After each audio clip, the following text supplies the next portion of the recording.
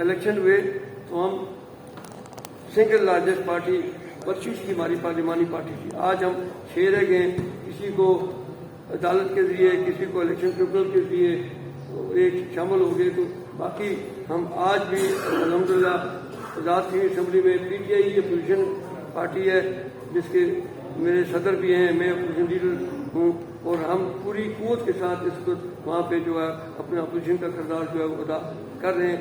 वो भाई हमसे चले गए मुनरफ, जिनको मुनरफ कहते हैं, वो अपने आप को फारूक बुला कहते हैं, लेकिन हम उन्हें मुनरफ कहते हैं कि चले गए। ये मैं थोड़ा सा आप लोग नहीं समझते कि सियासतदान अगर अखलाकी तौर पर और सियासी तौर पर इतने मजबूत हो, उनके इक़्तिदार इतनी मजबूत हो कि वो फैसल नसीर और उन जैसे लोगों के बहकावे में या ब्लैकमेलिंग में ना। अभी जैसे न्याजी साहब एक बात एक्सेप्ट नहीं कर रहे कि इनकी हुकूमत को तब्दील किसने किया, ये सीधी सी बात। फारूक हैदर ने असम्बली में खड़े होकर कह दिया फैसल नसीर का नाम ले दिया। क्या ये खुद मानते हैं कि उन्होंने फैसल नसीर का किरदार था या नहीं? ये मैंने फारूक हैदर की बात की है, मैंने अपनी बात नहीं की है। सर, जब सियासतदान अपनी बात के ऊपर स्टैंड नहीं कर सकता तो फिर किसी से क्या गिला करते हैं आप? नहीं, मैं ये कह रहा हूँ कि हमें ये जो तसलसल जारी है, ये रजीम चेंज जब आज़ाद कश्मीर से हुआ तो इधर भी जारी है। आप देखें ना, नवाज शरीफ साहब के मुकदमात ख़त्म और उनके बच्चों के मुकदमात ख़त्म और PTI के अब शुरू हैं, लगातार आज भी चल रहे हैं और 200 के लगभग तो कैदी नंबर 804 पर मुकदमे। तो ये चीज़ें पाकिस्तान में हम इसी खातर यहाँ बैठे हैं आपके सामने कि ये नहीं होनी चाहिए। इसके असरात हमारे बेस कैंप पर भी पड़ते हैं। तो वो चीज़ हमने आपको असल हक़ाइक़ से आगाह किया है। ये नहीं है कि कोई हमें किसी बात का पता नहीं है और इस्लामाबाद में आके तो यूं ही आपके पास बैठ के। अच्छा नैब साहब, ये बता दीजिएगा कि आप लोगों के आज़ाद कश्मीर में इलेक्शन हुए थे तो वो टिकटों की तकसीम का जो फैसला था, जो लोग बिक गए, उन्हें टिकट किसने दिए? वो कौन लोग थे जिन्होंने उनको टिकट दिए? सर, उस वक्त एक पार्लिमानी बोर्ड बना था, वो कौन लोग थे? साथ ही बात है कि हम दोनों उस पार्लिमानी बोर्ड के मेंबर थे, हेडेड बाई जो है पार्टी प्रेसिडेंट से उस वक्त सुल्तान महमूद साहब, और आज़ाद कश्मीर के हम 4 आदमी उसके मेंबर थे। बाकायदा इंटरव्यू हुए, हर कैंडिडेट का इंटरव्यू हुआ और सिफारिशात हमने वो मदर पार्टी खान साहब को भेजी और फाइनल लिस्ट जो है अप्रूव जो है मदर पार्टी ने ये किया था। लेकिन रिकमेंडेशन सारी हम दोनों उस पार्लिमानी बोर्ड के मेंबर थे। मैं आपको एक बात बता के समझा दूंगा जो वाया साहब ने कही है। ये राजा रियाज से किसने वहाँ अदम की तहरीक में उतराई? ये काम यही तो कह रहे हैं।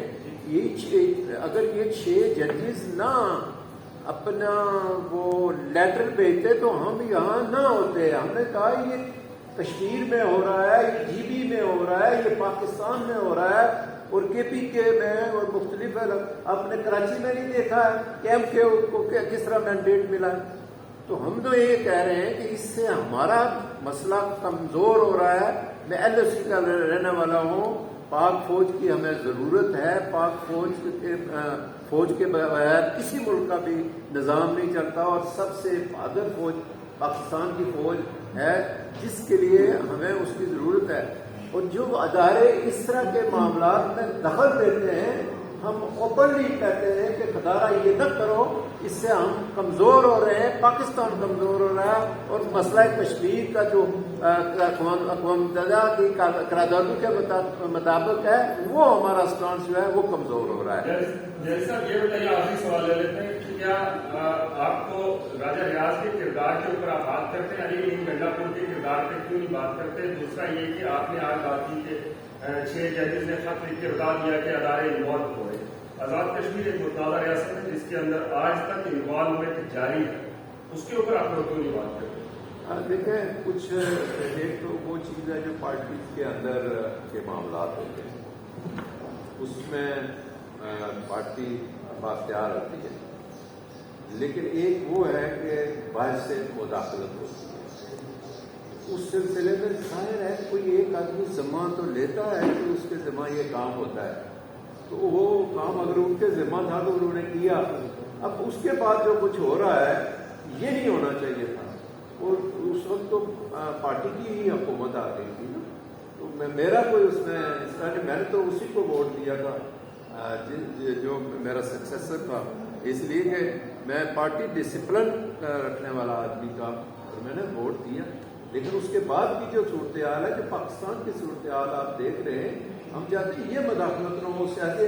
آپ کو پتہ نہیں جاپان میں ایک ٹینیور میں 5 حکومتیں تبدیل ہوئی. تو جمہوریت میں یہ چیزیں انہونی نہیں ہیں، لیکن مداخلت سے، پریشر سے یہ چیزیں. آج آپ دیکھیں عدلیہ جو ہے وہ یہاں تک پہنچ گئی ہے.